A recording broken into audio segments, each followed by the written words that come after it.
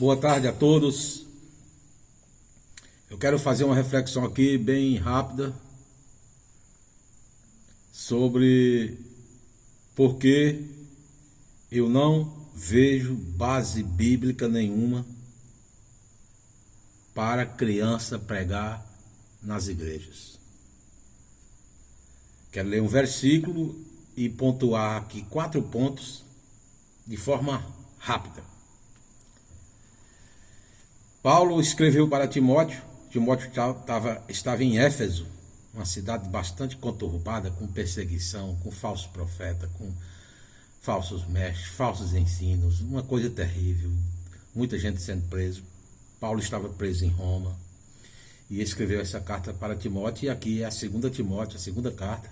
Paulo escreveu 2 cartas a Timóteo, chamado Cartas Pastorais, e aqui no segundo capítulo de 2 Timóteo, Paulo fala: tu, no capítulo 2, e versículos 1 e 2, e o 3. Tu, portanto, meu filho, sê forte na graça que há em Cristo Jesus.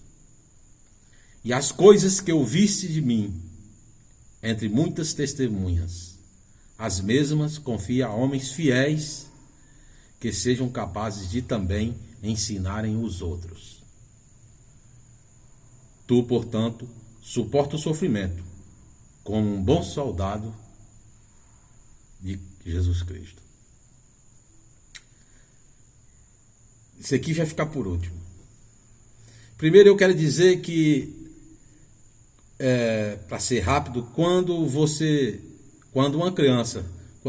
vê uma criança pregando no culto de domingo, no culto, na pregação oficial da igreja, se você vê uma criança pregando ou ensinando no culto de doutrina, você pode ter certeza que ali naquela igreja está acontecendo 2 fenômenos que não deveria acontecer em hipótese alguma. A primeira, trata-se de uma igreja cujos obreiros são totalmente despreparados para cumprirem o papel que assumiram, que é ensinar a igreja a edificar o corpo de Cristo, para que a igreja amadureça e se torne cada dia mais semelhante a Cristo. Foi para isso que Deus deu os dons em Efésios 4:11, está lá, para a edificação do corpo de Cristo. Eu vejo as crianças ensinando lá na igreja, lá no altar, no púlpito, sentados, várias pessoas, vários idosos, anciãos, cabelos brancos, com a boca aberta, ouvindo aquela criança falar. Cara, isso é uma vergonha. Isso é uma vergonha. Isso aí, a igreja, os obreiros estão dizendo: nós não temos capacidade de ensinar. Nós não temos nada. Nós estamos secos. Nós estamos vazios. Nós somos despreparados. Nós estamos aqui só para enfeite. Eu me envergonharia de fazer parte do ministério desses que dá o microfone para uma criança pregar dia de domingo, dia cheio de pessoas que nem, às vezes, é a primeira vez que vão na igreja, chega lá, tem uma criança pregando. Isso aí é vergonhoso, isso aí é assustador, isso aí é uma coisa terrível, é horrível. Por mais que as pessoas queiram enfeitar isso aí, romantizar isso aí, poetizar isso aí é loucura, cara. Isso aí é um absurdo. Você vê, tem uma profecia lá em Isaías, direcionada ao povo de Israel, que ele diz assim: vocês estão me desobedecendo e tal, Deus falando, estou parafraseando, né? Deus, mas vocês vão receber um castigo tão grande. Para começar, os seus príncipes vão ser crianças. Vocês vão ser governados por crianças. Você vê como é que o negócio é pesado. Mas qual é o problema? Ser uma criança? Qual é o problema? É a igreja do Senhor, não sei o quê. É para louvar a Deus. Deixa eu te perguntar uma coisa. Se você for fazer uma cirurgia no médico, e quando você perguntar cadê o cirurgião, te apontarem uma criança de 8 anos. Você faria essa cirurgia? E se você fosse fazer uma viagem de avião e quando você olhasse lá para a cabine, duas crianças, uma de 7 e uma de 8 anos, o piloto e o copiloto, você viajaria nesse avião? Entendeu? Então, você acha que isso é mais perigoso do que uma criança pregando na igreja? Se você fosse no tribunal ser julgado, quando você chegasse lá, tivesse no lugar do juiz, sentado lá na cadeira lá do magistrado, fosse uma criança de 8 anos para julgar o seu caso, que você se considera inocente. Aí você acha que você com certeza falaria com o seu advogado para mudar alguma coisa ali que estava errado. Agora imagina na igreja que o magistrado desempenha um papel importante, o piloto desempenha um papel importante, um cirurgião, sem dúvida, desempenha um papel importante, mas não são tão importantes quanto o ofício de pregar o evangelho e de ensinar a palavra de Deus. Longe disso. Quem está ensinando e pregando a palavra de Deus está falando das coisas eternas. Está cuidando da alma das pessoas, da vida espiritual das pessoas. Segundo ponto, as pessoas que estão batendo palmas, sorrindo e se alegrando, achando bonita aquela criança pregando, são pessoas vazias. São pessoas em busca de emoções superficiais, em busca de emoções passageiras, de prazeres efêmeros, que estão ali como se estivessem num circo ou num parque de diversão. Nada contra você ter o seu momento de lazer, o seu momento de se alegrar, de conversar algumas coisas engraçadas, mas deixa isso para outro local, em casa. Liga a televisão, reúne a família para ter aquele momento de alegria, de prazer. Porque essas pessoas, elas estão vazias da palavra de Deus. Elas estão vazias do pão que desceu do céu. E elas estão indo no domingo em busca dessas emoções, que é como um viciado em crack. Um viciado em crack, ele está lá vazio, a mente não encontra motivo para viver, nem objetivo, nem alegria, nem perspectiva nenhuma. Vai lá e tira um fumo crack. Aí passa 20, 30 minutos lá na viagem dele lá, o cérebro produzindo uns hormônios do prazer e da felicidade, serotonina, dopamina, sei lá, eu não sou cientista, mas eu sei que existem os hormônios, né, do prazer, que dá aquele êxtase, aquela alegria, aquela felicidade passageira. Mas a igreja precisa da palavra de Deus. Jesus disse para a mulher samaritana: olha, essa água que você está bebendo aí, você vai beber dela e voltará a sentir sede. Mas a água que eu lhe der, se você tomar essa água que eu te der, você nunca mais sentirá sede. Ela vai te saciar, ela vai criar uma fonte em você, que jorra para a vida eterna, fontes de águas vivas. Você nunca mais vai ter sede. Jesus disse: eu sou o pão que desceu do céu. Aquele que comer desse pão nunca mais terá fome. Tudo que Jesus dá para nós, o alimento que Jesus dá para nós, através de seu corpo, através de seu sangue, são eternos. Eles preenchem a sede e o vazio e a fome que a gente tem. Mas se você pôr uma criança lá para ficar pregando, essa criança não tem condição de transmitir a palavra de Deus, de transmitir o pão da vida, a água da vida. Esse é o segundo ponto.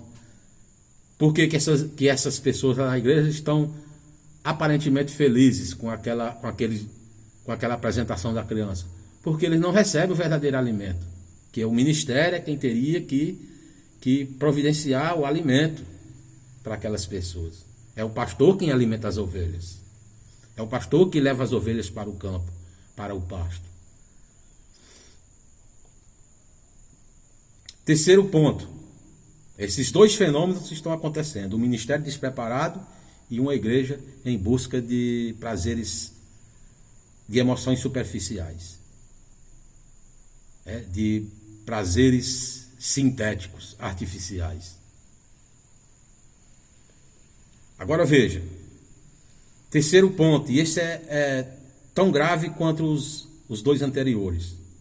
Uma criança, ela não tem capacidade cognitiva para entender o que ela própria está falando.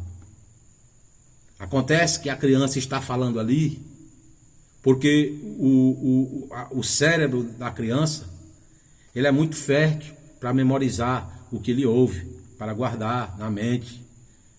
Aquelas pregações, aqueles ensinamentos que ele ouve. É como um papagaio. Mais inteligente do que uma pessoa, mas eu estou fazendo a comparação de que aquelas informações não passam pelo filtro, eles não são processados no intelecto, para poder a pessoa entender aquilo lá e transmitir, para os ouvintes. Ele está simplesmente repetindo como um papagaio. Porque quando uma criança diz assim, que eu ouvi esses dias na internet, uma criancinha assim, de uns 6, 7 anos, as mulheres andando nuas, seminuas, mostrando seus corpos, oferecendo seus corpos como se fossem mercadorias em uma prateleira. Que bonito, né? O cara está em adultério, está carregando a arca da aliança, está carregando a arca do Senhor, mas para carregar a arca do Senhor tem que estar em santidade. O marido comete adultério, se abandona a família e depois se contrai um segundo matrimônio, como se aquilo fosse a coisa mais normal do mundo. Mas deixa eu dizer uma coisa para você. Essa criança, ela não sabe o que é matrimônio. Essa criança não sabe o que é adultério. Essa criança não sabe o que é vender corpo. Essa criança não sabe o que é prostituição. Essa criança não sabe o que é arca do Senhor, arca da aliança. Não sabe o que é adultério. Não sabe o que é divórcio. Não, ela não consegue processar esses termos são termos carregados de significação ou significado teológico. A palavra adultério, ela é carregada de teologia. Ela precisa alguém descompactar aquela palavra, tirar, né? É como se fosse uma pasta, onde estão arquivados vários programas, vários artigos ali, texto, tal, várias informações, tem que descompactar para tirar o significado daquelas palavras. Quando a criança fala justificação, santificação, redenção, expiação, reconciliação, entendeu? Regeneração, a morte expiatória de Cristo.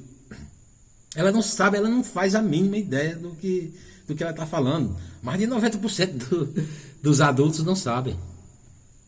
Porque são palavras altamente teológicas, que envolve, para você descobrir o significado, envolve muitas vezes o estudo do hebraico, do grego, de dicionário, de gramática, de várias bíblias, de vários livros, para você entender o significado daquele tempo, naquela época, como era que eles entendiam aquelas coisas e trazer para a gente hoje. O significado hoje para a nossa sociedade, para a nossa cultura. Então, não faça isso com a criança. Isso é prejudicial. Uma criança de 6, 7 anos, 8 anos, 9 anos, 10 anos, deixa ela ser criança. Não faça isso não. Não põe um terno e uma gravata nessa criança e traga ela para a igreja para pregar e nem ensinar, não. Se dos lábios da criança sai o perfeito louvor, deixa ela cantar um hino, bota ela para cantar um hino, recitar uma poesia, recitar um poema, citar um versículo. Mas não pregador e professor, mestre da igreja, não faça isso. Você está prejudicando a igreja e está prejudicando a própria criança. Porque pode ser que mais na frente ela vá sofrer algumas consequências desse exagero aí, porque ela não foi chamada para isso. Não faça isso. Até nós adultos, quando a gente sobe no púlpito, a gente fica todo se tremendo. Falta é cair o microfone no chão, porque a gente fica nervoso, porque ali é a palavra de Deus. A gente não pode falar qualquer besteira. A gente não pode errar. A gente erra porque, infelizmente, somos falhos. Somos sujeitos a erros. Mas o certo era não errar de jeito nenhum. A pessoa estudar direitinho ali para transmitir aquela mensagem conforme a palavra de Deus. Não distorcer, não inventar coisa. Deixar Deus dizer o que Ele quer dizer ali na palavra. Mas o quarto ponto, que eu quero já concluir rapidinho, para não ficar muito cansativo, o quarto ponto eu quero responder a algumas objeções que eu escutei, que eu vejo as pessoas escrevendo lá. As pessoas, quando veem uma criança pregando ou ensinando, entre aspas, que ela não está pregando nem está ensinando, que ela não tem a mínima ideia do que está acontecendo ali, as pessoas colocam, quando a gente critica, a pessoa que já coloca embaixo, mas as pessoas escrevem embaixo: Deus usa quem Ele quer, porque Ele é soberano. Entendeu? Começa com o tipo de fanatismo, né? Porque Deus usou a jumenta de Balaão. Deus usou uma garota que era serva de Naamã, lá na Síria, na época que o reino de Israel tinha sido subjugado pela Síria e eles tinham levado um povo em cativeiro, e essa criança estava na casa de Naamã. Naamã era um leproso, e a menina, conversando lá com a mulher, disse: se ele fosse ter como o profeta lá em Israel, ele seria curado. E realmente foi, né? Foi curado. Aí a pessoa fala: tá vendo? Meu jovem, deixa eu te falar uma coisa, meu amado. Isso aqui, aquela passagem lá, foi uma criança que deu um testemunho, deu uma sugestão, uma informação preciosa. Ela não pregou e nem ensinou. Mesmo que ela tivesse pregado e tivesse ensinado, que não foi o caso, isto por si só não se constituiria uma doutrina, um padrão, um protótipo, um modelo, um paradigma, que era para ser repetido, prosseguido em várias eras, até hoje, criança pregando, porque não, ali foi só um episódio. Não existe nenhum mais na Bíblia, nem no Antigo Testamento, nem no Novo. E, não, mas a jumenta de Balaão falou, Deus é soberano, Ele usa quem Ele quer. A jumenta de Balaão falou. Então, se a jumenta de Balaão falou, se Deus usou a jumenta de Balaão, por que Deus não pode usar uma criança? Essa é mais dolorida ainda, né? Aí Balaão ia lá amaldiçoar Israel. Está lá em Números. Aí, montado na burrinha, apareceu um anjo no beco, lá na estradinha lá. Não sei se o anjo que era largo, se era a estrada que era estreita, só sei que não dava para a jumenta passar. E a jumenta emperrou lá. E Balaão bateu, e a jumenta não parou. Aí depois a jumenta viu que não tinha jeito e falou: ei, você, que é isso, rapaz? Quantas vezes eu já fiz isso com você? Tem um anjo aqui na frente, rapaz. Se eu passar, ele te mata. Que você está querendo amaldiçoar uma nação que Deus não amaldiçoou. Parafraseando, né? Porque quando Deus não amaldiçoa, não adianta ninguém amaldiçoar. É como o urubu rogar praga em cavalo novo. Não acontece não, pode ficar tranquilo. Mas aí, veja bem, aí a pessoa usa isso aí para que para que dizer que a criança pode pregar. Mas não houve mais nenhum caso na história da Bíblia, e nem muito menos na história da igreja, que Deus usou um bicho para pregar para alguém, né? Mas aí, quando a gente lê a Bíblia, a gente vê que Deus escolheu homens, né, para pregar. Quando eu leio o Novo Testamento, eu fico me perguntando: se Deus quer usar criança e jumento, por que Jesus Cristo escolheu 12 homens como apóstolos e não escolheu 12 crianças ou 12 jumentos? Entendeu aí? Deus escolheu 12 apóstolos, porque o método de Deus é o homem. O método missionário de Deus é o homem. O homem é o método de Deus. Se Deus quisesse, Ele poderia pregar o evangelho sem nós, sem o homem. Ele poderia bradar lá do céu: com a sua voz poderosa e majestosa, estrondosa. Todo mundo ia ouvir o evangelho de uma vez e acredito que todo mundo ia dobrar seus joelhos. Porque a voz de Deus é... Mas ele quis assim. Vão e pregam o evangelho. Vocês, os homens aí que eu separei, vocês vão e pregam para outros homens também o evangelho que eu estou mandando. Não é? Deus não escolheu 12 crianças e 12 jumentos. E aqui, para concluir, diz assim, olha, no versículo 2: E estas coisas que ouviste de mim, entre muitas testemunhas, né? Muitas pessoas testemunham que eu estou com a verdade, que eu estou pregando o evangelho verdadeiro, que em outras edições vai estar é tipo um depósito onde é guardado, né, todas as doutrinas do cristianismo. Então ele falou assim: as coisas que ouviste de mim entre muitas testemunhas, as mesmas confia a homens fiéis. Homens fiéis. A Bíblia está cheia disso, de homens maduros, homens fiéis, para fazer a obra de Deus. Homens que tenham maturidade. Que sejam capazes. Olha só, uma criança é capaz disso? Que sejam capazes. Para começo de conversa diz, as mesmas confia a homens fiéis. Que sejam capazes de também ensinarem os outros. Que é para manter essa doutrina. Manter a doutrina do evangelho em pleno funcionamento. Porque se uma geração não for capaz de transmitir essas verdades para outra geração, a outra geração está fraca. Essa outra geração fraca já vai transmitir para outra geração de forma fraca, até a igreja se acabar, até a igreja deixar de existir. Você está falando mal da igreja? Eu não estou falando mal da igreja, eu estou falando a verdade.